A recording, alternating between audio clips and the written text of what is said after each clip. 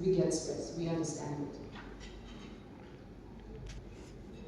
And so in trying to figure out what would be the best way, one, first for the clinicians, for the professionals, how do we support each other? How do we ensure that we really are well oxygenated? We have our masks on first.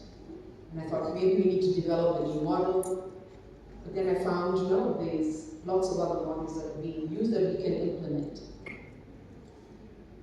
And so the stress first aid model came to mind, and it's one that I teach with my students in trauma. And we'll look more into that. But even as you think about self and continue to think about your client base, one, it's important that we have a paradigm shift. Remember, the cloud is not going away anytime soon. But we can certainly show up different. But I have to have a paradigm shift in terms of how I'm engaging with the devices. That if I'm consuming 4 hours of trying to see what's happening on the globe, politically, economically, that's attaching itself, is it not? And sometimes it doesn't even take 4 hours to get you drained. But we really have to have a better understanding of what I'm putting in certainly is going to affect my health. And so in a paradigm shift, working with clients and having this conversation of how do we engage in a healthy way with your phone, with your laptop, with your social media, how do you engage in a way that it's not draining you? And I say, well, let's talk about when looking at sleep. No, I have to have my phone right next to me. I mean, it's my alarm clock. Is she talking to you? To which I say, go and buy good old traditional alarm clock. Right. Put your phone on the other side of the room. But we have to have a paradigm shift in terms of how we're doing and how we're showing up in the world. Because if we don't, then we continue doing the same things. So what am I looking at as a way of understanding what healthy living could be? Right? So if you look at stress first aid, again, being able to just focus on one, we're first looking at the professional.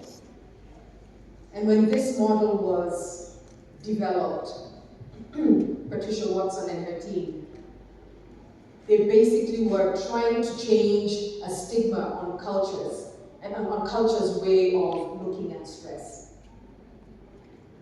And so they modified it and said, how do we then bring this to medical fraternity, the doctors, the nurses, police officers, as a way of, well, typically they don't come into the therapy room. How do we get to them so they continue taking care of themselves? And with modification and looking at this model, they were able to then put up color coordination that allows peer-to-peer support. But it encouraged and it called for one thing: openness, maybe not one, openness, honesty, and authenticity, and vulnerability. That we are open enough with our colleagues to say, yeah, today's a tough day. Or that you're open enough to receive feedback from a colleague who says, are you okay? I noticed you getting short in the meeting.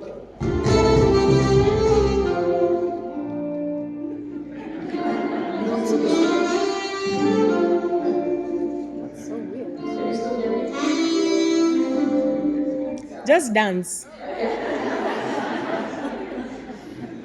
You don't want that. Thank you. Okay.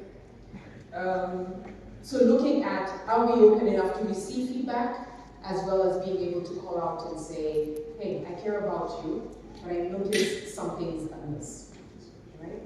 And so let's look at stress first aid. color coordination, ready for green, reacting, injured, and ill.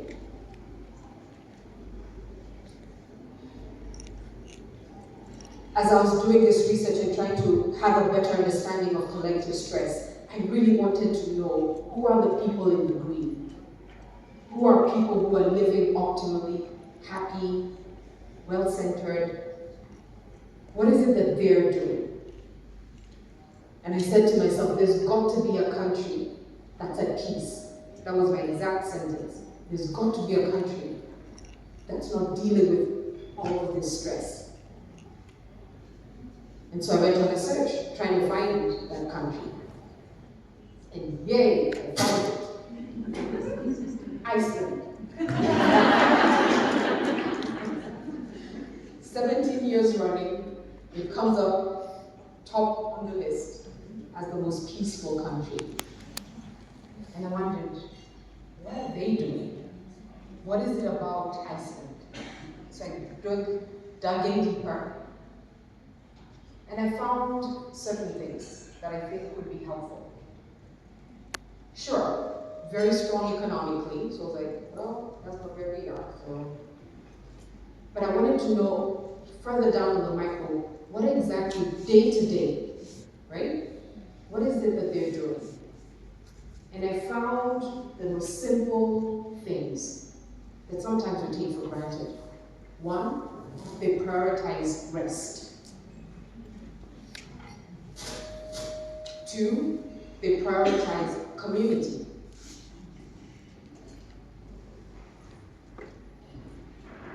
And three, they prioritize family. I think we have those three. I think we can do that. And so in my excitedness, I went to my mother and I said, I found it, it's Iceland. And they have this great, and her eyes were growing bigger and bigger as I was talking with my excitement. And they have universities, and she was like, so you're moving to Iceland? And I was like, I mean, Mom, they don't have NFT programs, I can develop programs. And she was like, oh my God, she's actually moving to Iceland. I said, no, I'm not going to move. But we can certainly learn from Iceland.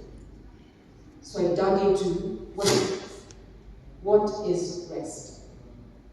What is community?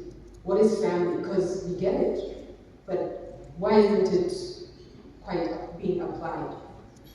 And one of the things I found is we're taking for granted the simplicity of what we need to do. And so we'll minimize it. So I'll hear clients saying, that's it? Because they're waiting for this huge existential answer to what it is that they need to do. But we need to prioritize. That was the key word that kept coming up in the research. They prioritize. Again, paradigm shift. So how are we resting? How are we ensuring? And when I'll ask this question, people will say, I mean, I watched Netflix all weekend, I did nothing. I said, yeah, but your optical nerve is worn out. Right? And so we're looking at rest from the perspective of being in touch with nature. Sounds good, huh? Taking a walk, going outside, getting away from the devices. Right? When you look at It will community, change everything. people will then say, but I am in community, I have friends, I have family. Wait, 2017. So I said, let's digest that. Let's take that apart a little bit. When you say community, what does it mean? Community has to be the set of friends, family, who are able to call you out, that you are able to fully be yourself around. The number was smaller and smaller. Right? Because in that way, it's a safe space. True? And community does not have to be 30, 50 people. It could be one, it could be two. But it is a space where you get to breathe. You know that friend, that family member, But they're able to also say, yeah, messed that up, but let's fix it. That you're able to go to and say, yeah, I meant that this is what happened today, and I really feel bad. So authentic spaces that allow you to fully be yourself. But to be yourself, you need to understand your core values. You need to understand who you are. Because sometimes we're showing up in multiple facets of ourselves and still wondering, like I was wondering, why do I keep coming up short? This is my race, 50 meters freestyle. It was a matter of milliseconds. Why do I keep coming up short? Why is it that I'm still not able to connect with? But maybe if we start by understanding ourselves and taking that work. So rest, community, and as Nav said, it's important to have a higher being, something that grounds you, something that speaks to, where can I ask and go to when these existential questions arise? Whatever that could be. My cousin, when we were in college, we lived, at the time we were in Houston. And she said, well, I'm trying to figure out my spirituality. I said, that's very important, that's good. And I shared this in class the other day, and she said, I think I'm going to, well, let me put some context. Christian family, strong Christian family. And she said, I'm going, and she didn't have the name for the red, and she said, I'm going to start hugging trees. I was like, to each their own. Your parents are coming next week to visit. Let's see how this goes. And so parents came, and I was just like, I am not talking. You tell them what. But in her quest of trying to figure out who she was, I said, so did you tell mom that you're going to be hugging trees? Like, that's your religion? I mean, like, she's like, no, I didn't. But she needs me to take her to church on Sunday. I was like, of course she is. So what exactly? I mean, you need to be true to yourself. Conversation never went well. Parents threatened to take her back to Nairobi, so she figured, okay, that didn't work. But I appreciated the quest that she was on. But it grounded her. Multiple areas of trying to search for who am I, where is it. Eventually she found it, and we laugh about it today. But there's nothing wrong with, and it's about appreciating where everyone is, isn't it? Right? And so in trying to then understand, so that you're also able to hold the space for the client, we have to do the work ourselves. That we know, right? But it's at this higher level as a way of trying to navigate this collective stress.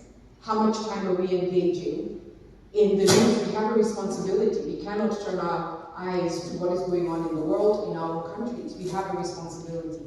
True?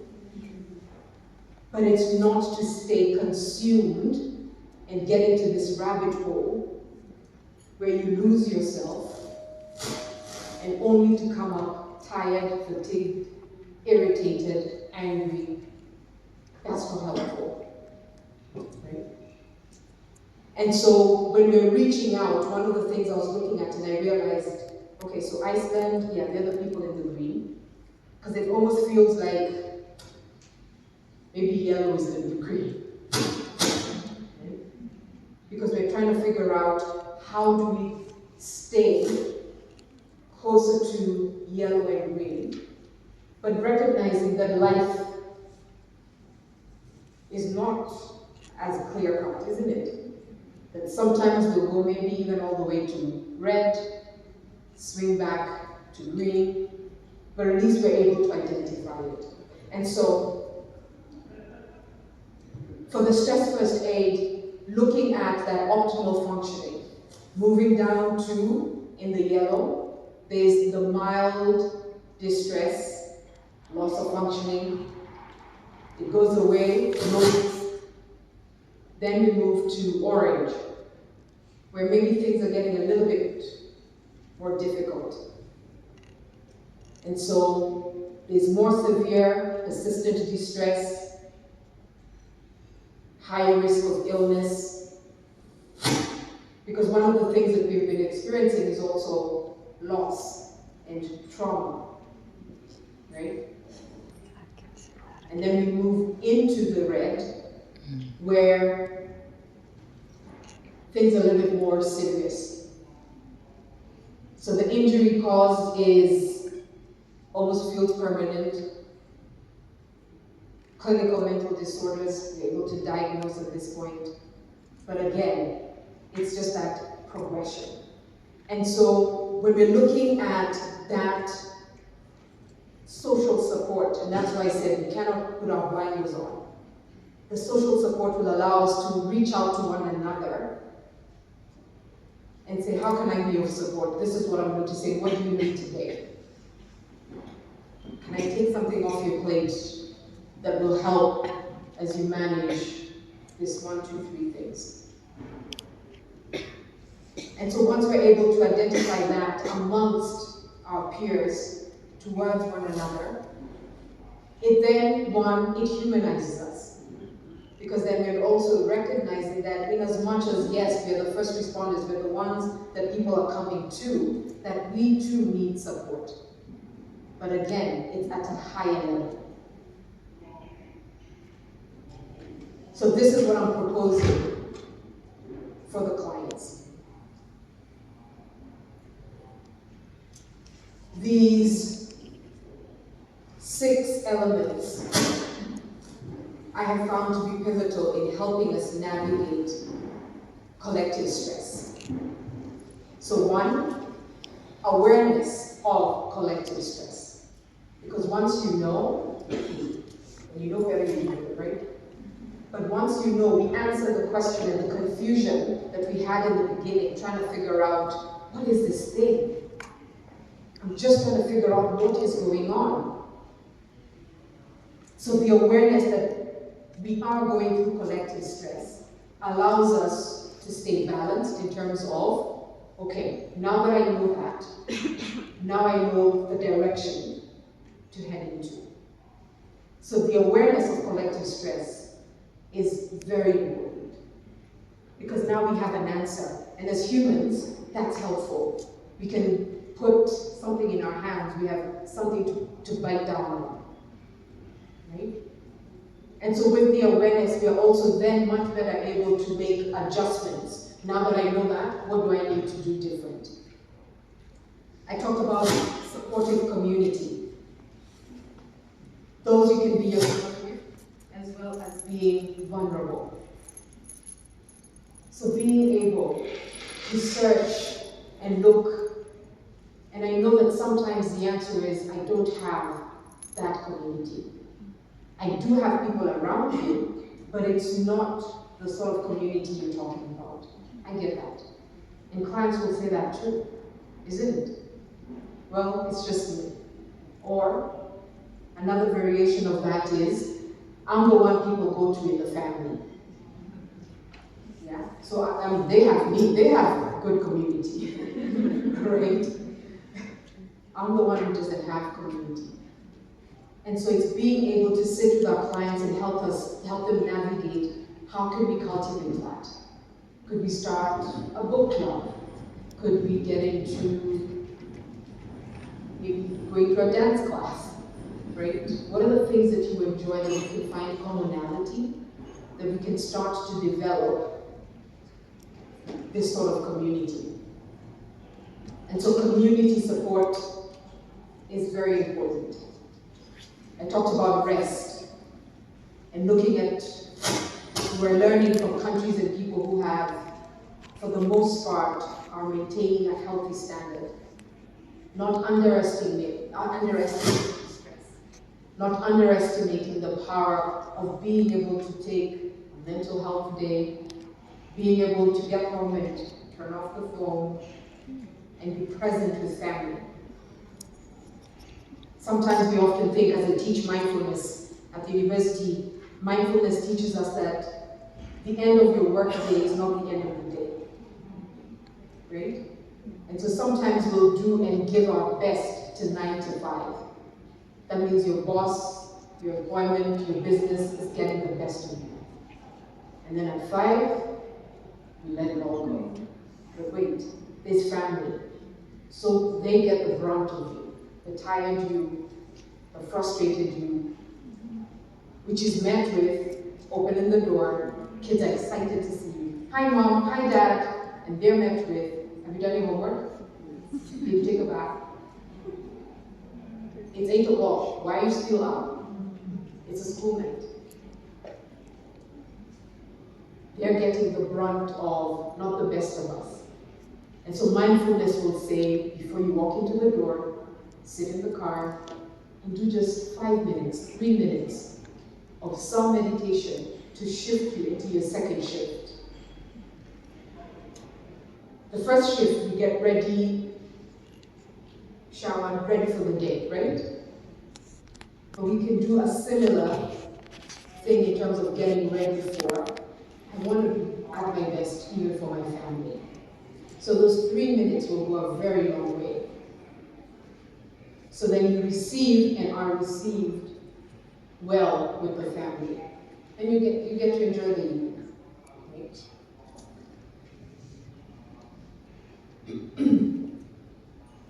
We need to level up our self-care. And that's why you'll notice the things that you've ordinarily been doing, they're the right things. It's just that they cannot push through collective stress. You have to do something different. And that was my experience during COVID. For the most part, I did as what we were all doing. Stayed home, ate too much, taught online, which I love, I enjoyed. But I kept trying to figure out, again, I'm just not being able to shake this off. I worked out in the morning, I spoke to family, I was like, prayed. But this, I'm not feeling myself. And I realized, again, let me try and do something. So I upped different times of working out, different workouts, different ways of engaging, and I started to feel better. And so I realized, okay, so we've been doing the same kind of self-care, but then we hadn't matched the level of stress in the country, in the world. That's where I was going wrong.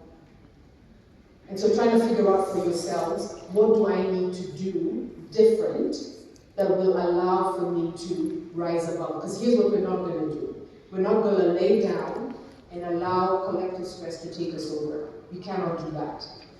Because then the bad people win.